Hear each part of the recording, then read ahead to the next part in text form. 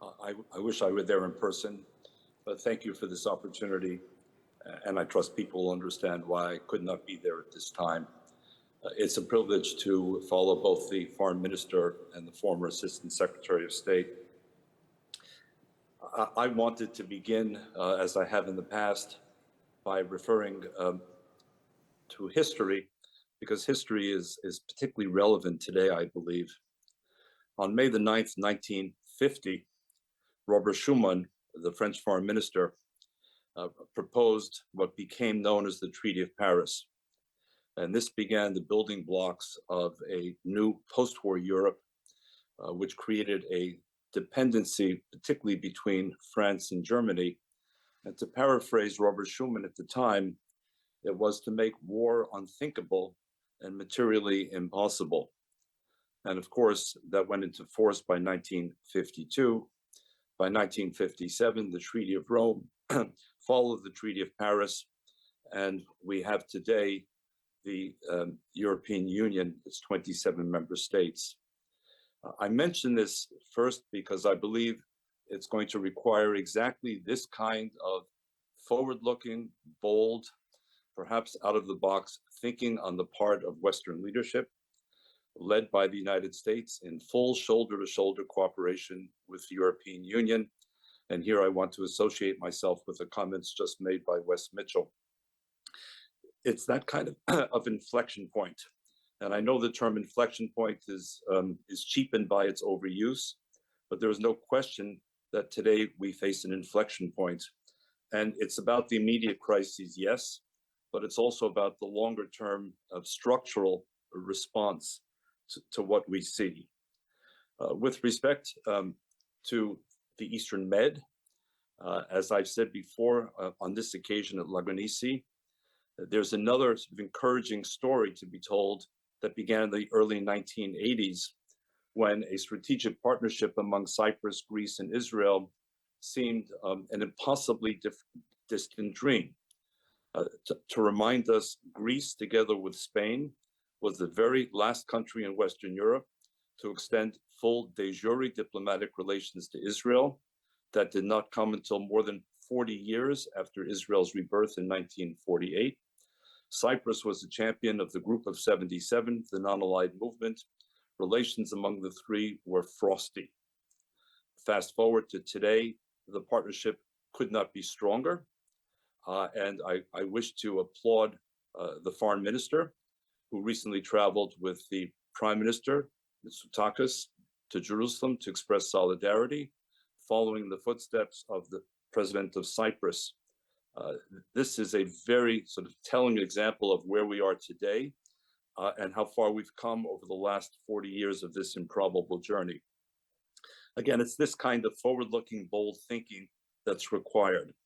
I mean, obviously, when it comes to events in Israel, beginning on October the 7th, for me, this is not simply about analyzing the situation. You'll understand, I'm sure that this is very personal. I have extensive family in Israel. My wife has two sisters and their families in Israel. One of our daughters-in-law is Israeli. Her entire family is there. Many have been called up from reserve duty. All are traumatized by what has happened. And yet all are remarkably determined, resolute.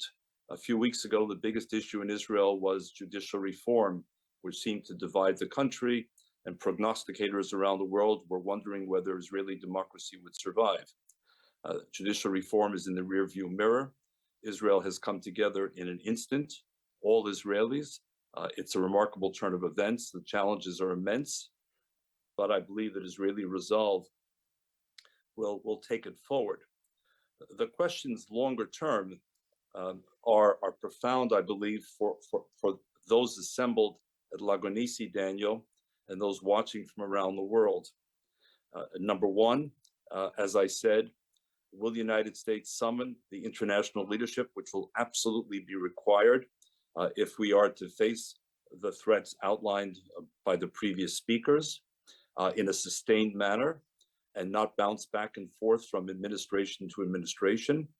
Number two, will Europe summon the strength and resolve to face the need for hard power and not rely excessively on soft power, and partner with the United States over the longer term along the pathway of Robert Schuman and other Harry Truman and other visionaries of what the international liberal order ought to look like, including centrally NATO. Number three, will Israel and the European Union become still closer? The European Union has often created political minefields in its relationship with Israel. Will this make the situation even clearer? And I would add the mutual dependency between Israel and the European Union. The Prime Minister of Israel repeats frequently that the war Israel is facing against jihadism is not a localized war. It is a war that if Israel does not win, will face Europe increasingly. I think he's absolutely right. Number four, Iran. Wes Mitchell spoke about it. Let me return to it for a moment. Are there still some, particularly in Washington, London, Brussels, Berlin, and Paris, who are still under illusions about the credibility of Iran as a potential partner for an existentially important nuclear deal? Or have those illusions finally been shattered? What we're witnessing today since October the 7th could not have happened on its broad scale without the central involvement and direction of Iran, which raises the question, will Europe finally list the IRGC, the Iran Revolutionary Guard Corps, as a terrorist group, or will continue to balk on the question? Similarly with Hezbollah, 11 years ago, 10 years ago, Europe became half pregnant. It listed the so-called political wing of Hezbollah, but not the military wing, as if there were a distinction, as a terrorist group. When will this charade come to an end? How about Qatar? Qatar is a country with very deep pockets, as we all know. They were certainly felt in Brussels not long ago. Qatar has skillfully played both sides of just about every issue, but they are the principal paymasters here of the Muslim Brotherhood, of which Hamas is an exponent. Will Qatar continue to be allowed to sit on the fence playing all sides, or will Qatar finally be exposed, and will it be demanded of Qatar that it choose sides and the right side? We don't yet know the full role of Turkey with respect to Hamas, though we know that in the past it has harbored Hamas, and President Erdogan has spoken approvingly of Hamas activities. This too needs to be addressed. I believe finally, Daniel, that the Israel-Saudi discussions, which may seem to be on hold, must be pressed forward.